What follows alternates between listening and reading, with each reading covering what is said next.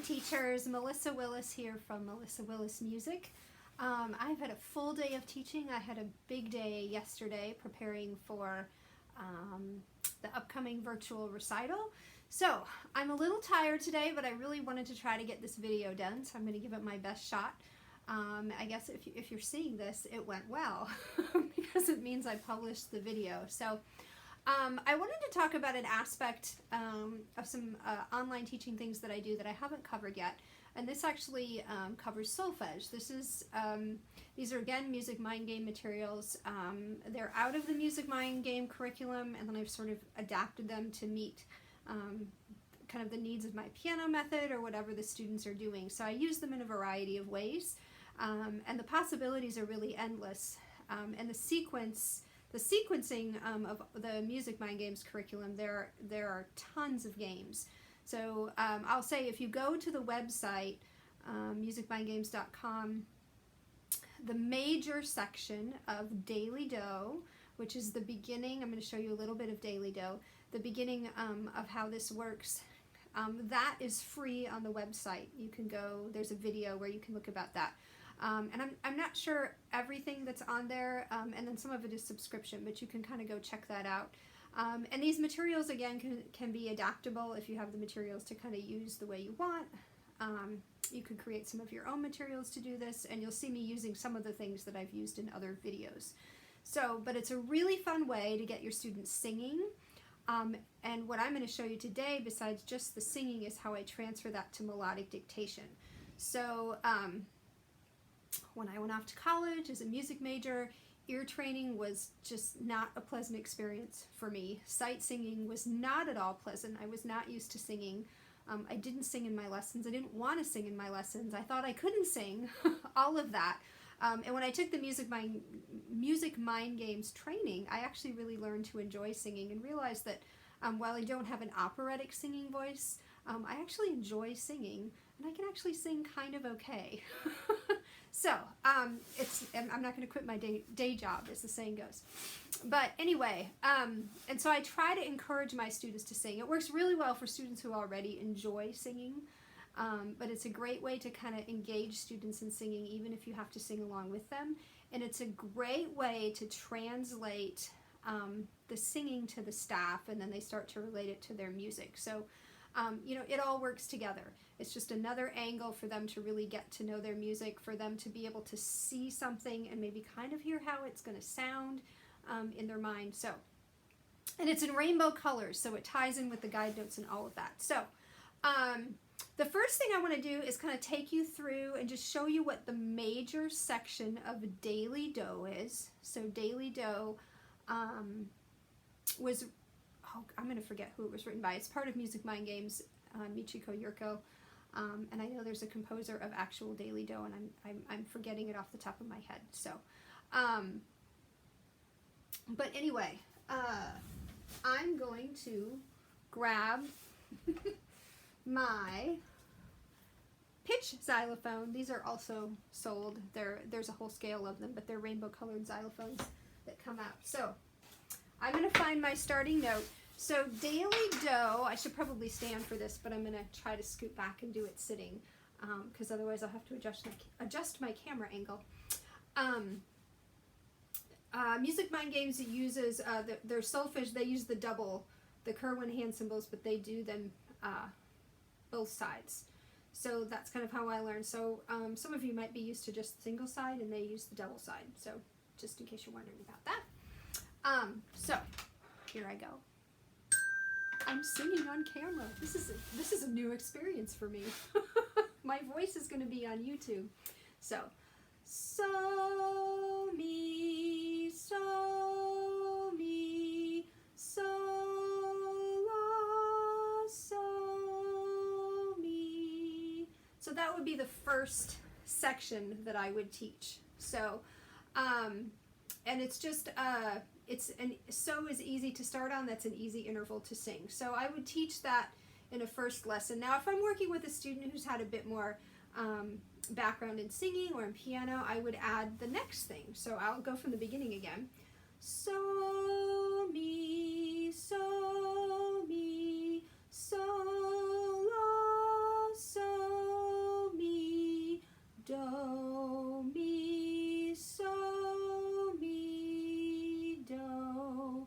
can tell right away, this introduces the major chord. Do, mi, so, mi, do. And students, I have some students where I was introducing this sort of in the middle of their learning process, and right away they recognize that as a major chord. So some students will pick up on that right away, but what's great is you can spend some time singing it, and then when you see it in the music, you can tie it into the daily do.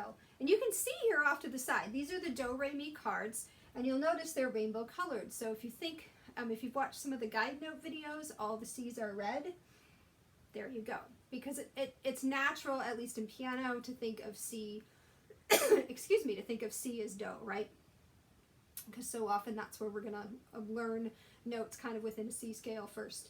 But yeah, so you can see all the rainbow colors. So for example, in the guide notes, the F's are green, the G's are blue, and so on. Excuse me, my voice isn't used to singing. So then after the major chord, do, mi, so, mi, then you get the whole scale. I'm going to go faster than I would do this with students. Do, re, mi, fa, sol, la, ti, do, ti, la, so, fa, mi, re, do. So now you all know that I have a limited vocal range, unless I'm really warmed up. Going all the way to top do is tricky for me. So you have that interval, so, mi, so, mi, so, la, so, mi, then you get the major triad, then you get the scale up and down. And then the next section, I love because you get the intervals. And actually this is what really helped me, even as an adult teacher.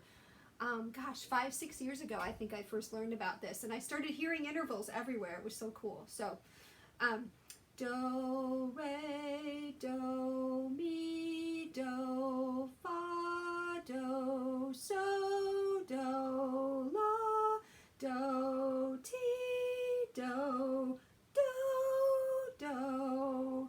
So that's the major section of daily do, and then it does a turnaround, do, ti, do, re, do, ti, la, and it goes to minor and goes through that. So I won't cover that today because that always comes later. I would never teach that minor section right away. But just continually drilling that major section, especially the intervals, and even if you have students who are already into intervals, if you sing that with them and get them to name those intervals, it just comes at all of it from a little bit different angle, and singing is so natural.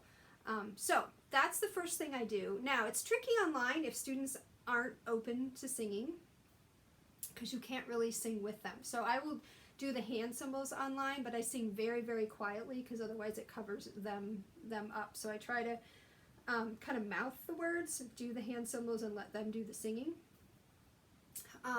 If you have siblings, they could do this together if they're more comfortable in a group. If they have parents who are willing to sing with them, you can get the parents involved. So there's some ways to work around that if you can.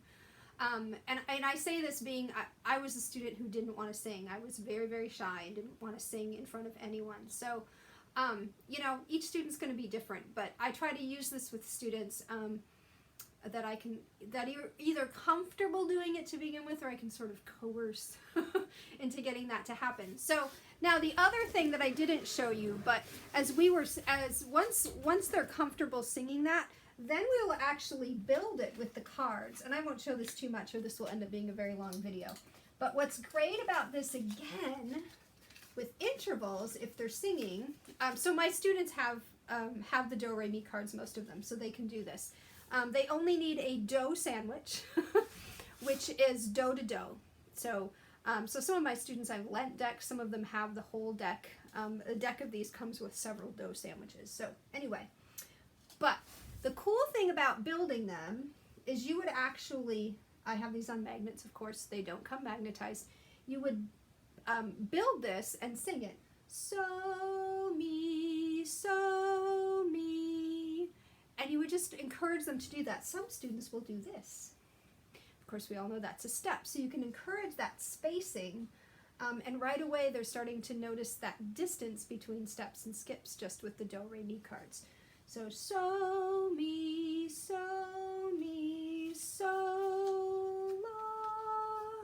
maybe they put it up here, but you go, no, la is just right above so, mi, do. Whoops, my do is almost off the screen. Do, mi, so, mi, do. And then you can, whoops, re, mi, fa, sol, la, ti, do, ti, la, so, fa, mi, re, do. Here come the intervals. Re, do, mi, do, fa. So they're seeing all the distance. Do, so, do, la, do, ti, do, do, do. And what a great way to count intervals. Here's a second, 1, 2. Here's a third, 1, 2, 3. Here's a fourth, 1, 2, 3, 4, and so on. So the rainbow colors are a big hit. It coerces lots of students to do things like that. So this is really, really great. I absolutely love Daily Do. And gosh, I've taught 25 plus years now. And for like the first, I don't know, 18 maybe years? Let me think. Probably about 18, 17 years. I couldn't have imagined using solfege in my teaching because I'd never, in college I sang in numbers. Sight singing just was a miserable experience, and so it's not something I ever introduced to my students. So this is really great. Now, here's the beautiful thing. This is a process. I'm sort of going through this at warp speed. So you would very gradually teach them that major section of Daily Do, which you can find on the Music Mind Games website. These are available on the Music Mind Games website. And this is a great visual way to work through Daily Do, but you would actually attach it to the visual after they were comfortable singing it. And then the most exciting part for me, as someone who just thought melodic dictation, even just hearing that word sort of gives me heart palpitations, was not a fun thing. Melodic dictation is fun because now melodic dictation involves magic notes and rainbow colors. So the first thing you can actually teach them to do is how to notate Daily Do. So, and they'll start to make this connection. That will happen. They'll discover that on their own. So, mi, whoops, that's not me. So, la, so, mi, do. Now, for do, I'm going to do an imaginary line. We're not going to take the time to get out the lines unless you feel like a student needs that. And actually, the foldable staff slate, this is from a classroom set, has a crease in the middle, so it works really great for an imaginary line. But now, what's great about this, you can talk about spacing of the notes, which is going to tie later into writing things, and they might compose or actually write some of their own compositions. They learn about spacing. I'm just starting to tie all of this into composition, and it's so fun. So now, you wouldn't have to do it in the correct colors, but it's so fun to do it in the correct colors. You could use all pink magic notes. You could use any color notes. It depends what the student needs are, what you want to do, what's meaningful to them, what's helpful to them. So first thing, you could even just notate Daily Do, and you could do just a little bit at a time. And they'll start to see steps and skips sort of very intuitively rather than a lot of explanation. It will just be a little bit more part of them, a little bit more organic, a little bit more discovery based. And they're going to remember better that way. So, but another thing I do with lots of students when they're getting comfortable with solfege and singing is we'll just do melodic dictation. And again, when you hear that word melodic dictation, I mean groan, groan, groan, but melodic dictation with this is really fun. So I get excited for melodic dictation, and my students do too. So you just make up a pattern. Let's see. I'm going to make up one really quick here. So, fa, mi, re, re. And I would just keep singing it. So, fa,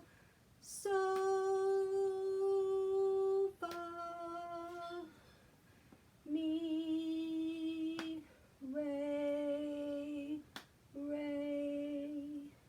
And pretty soon they're doing melodic dictation, and you can go back and check it. So,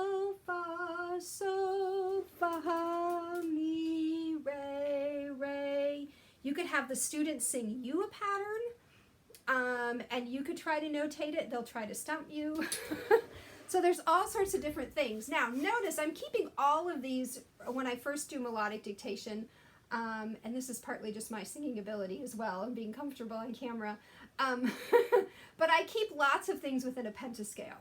And that's the other thing. You can just sing pentascales. Do, re, mi, fa, sol, fa, mi, re, do. I don't know if I'm still on pitch. No, I'm not. I went lower, so I apologize. So, anyway, I try to stay on pitch. I check with my xylophone often if I'm at my board, or I can check on the piano. So I apologize for those of you with perfect pitch that I've now changed key on you suddenly.